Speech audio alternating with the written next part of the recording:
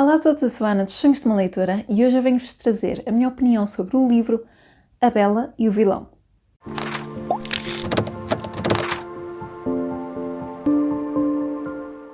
Este livro é da Julia Quinn e é o 6º volume da saga Bridgerton, que é uma saga de romance de época que atualmente toda a gente já ouviu falar por causa da série, a série da Netflix que lançou também esta série de livros assim para a ribalta. Este livro é então o 6º, cada livro conta a história de amor de um dos irmãos e este conta a história da Francesca. Eu estava extremamente curiosa para ler este livro porque a Francesca é uma personagem que quase nunca aparece.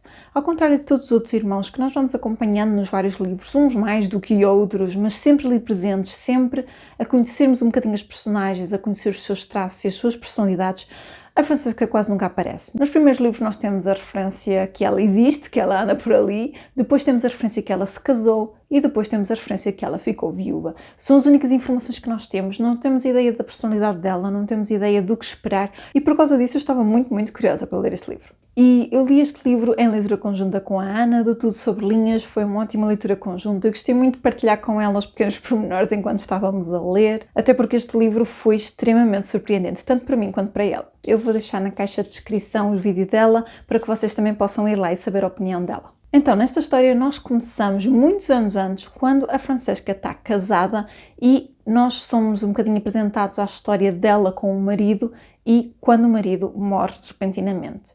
Depois a história avança 4 anos, então nós temos uma Francesca viúva a viver muito isolada, como nos é apresentado nos outros livros. Neste livro nós temos então um primo do marido da Francesca que sempre esteve lá, sempre foi o melhor amigo dela, sempre esteve lá e a apoiá-la em tudo. O que ela não sabe é que ele está apaixonado por ela desde o momento em que a conheceu na sua festa de noivado. Portanto, ela estava a noivar com o futuro marido e o primo conheceu-a nessa festa e apaixonou-se perdidamente por ela e passou estes anos todos apaixonado por ela sem ela fazer a mínima ideia.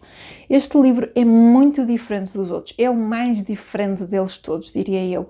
É um livro que nós temos uma protagonista que não é aquela inocente, não é aquela rapariga que está a entrar na sociedade e a fazer o seu debut, não é a rapariga que de repente está à procura do amor da vida dela.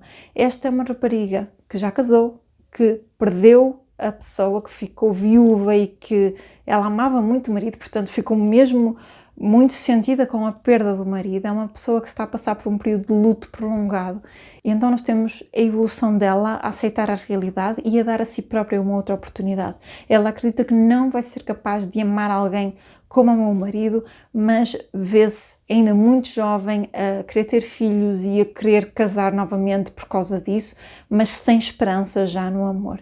É uma história muito sobre dar uma oportunidade a nós próprios, sobre aprender a perdoar, sobre o luto, sobre recuperar de uma perda.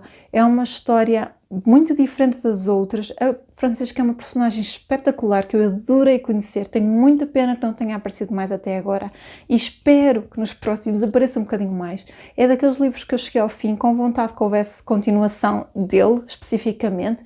Foi o mesmo que me aconteceu com o segundo e com o quarto. Eu queria mais daquele livro, eu queria chegar ao fim e ter outro volume daquele livro, porque acho que é uma história que tem muito mais ainda para contar.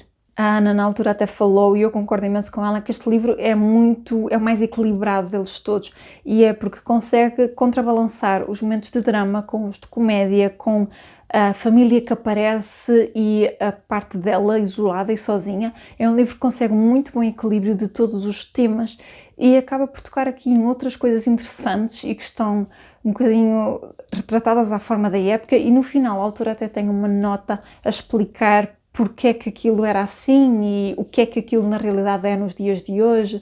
Então eu achei muito interessante. Também interessante, mas eu penso que é da editora mesmo, esta edição tem pela primeira vez uma árvore genealógica, que é uma coisa que nas outras edições, pelo menos nas minhas, não tinha. E é uma coisa que eu achei muito interessante, até porque nós temos aqui muita gente, até este livro já a casar e a ter filhos, e achei muito interessante ter aqui esta coletânea.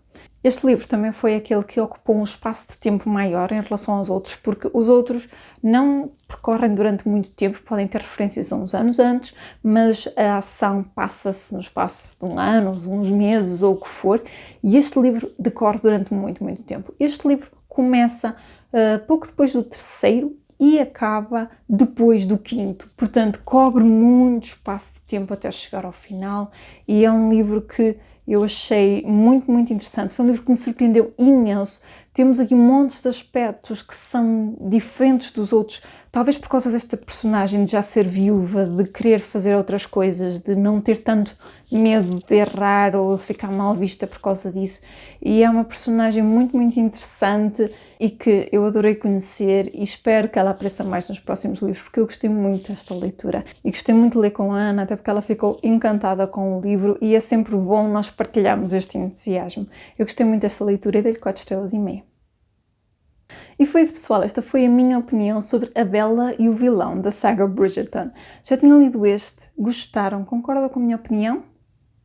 Digam aí em baixo. Gostem deste vídeo, partilhem com os vossos amigos que são fãs de romance de época e não se esqueçam de subscrever aqui o canal para me ajudar neste projeto e para terem mais opiniões minhas. Eu vejo no próximo vídeo. Até lá, fiquem bem e boas leituras!